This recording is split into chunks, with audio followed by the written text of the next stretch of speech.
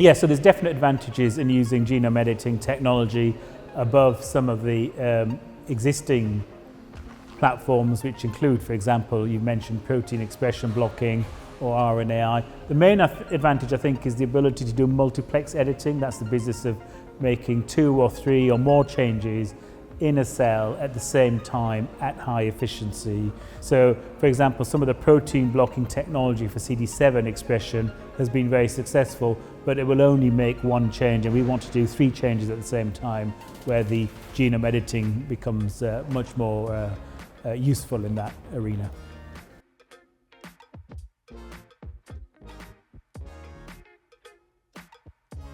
So we're using cells from healthy volunteer donors. There's no HLA matching going on, and we have to be very careful and stringent about removing the T-cell receptors that don't cause GvHD.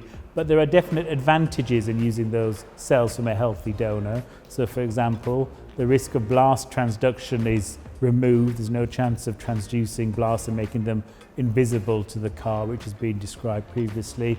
And the cells we're collecting from healthy donors are much less likely to carry underlying genetic predispositions to transformation. What that means is, in the longer term, we're worried less about those cells becoming at risk of creating their own leukemia or secondary cancers, which has arisen in some of the autologous products that have been used so far.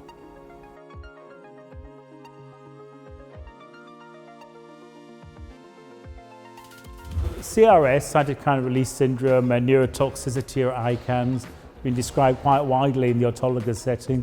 We also see it in the allogeneic setting. In fact, if we're using cells from a healthy donor, there may be more likelihood of that arising in some circumstances. And we can think of it as cells becoming overactive and overexcited as cytokines and factors are released from the host in particular, causing those cells to manifest side effects over a few days or a few weeks in these patients. And it may well be possible to engineer solutions into the effector cells so that they're calmer and less likely to cause those side effects, or perhaps they become resistant to some of the medicines that we're going to use to treat CRS over a period of time. So those are things that are in development. They're not quite ready yet, but they may be in the future.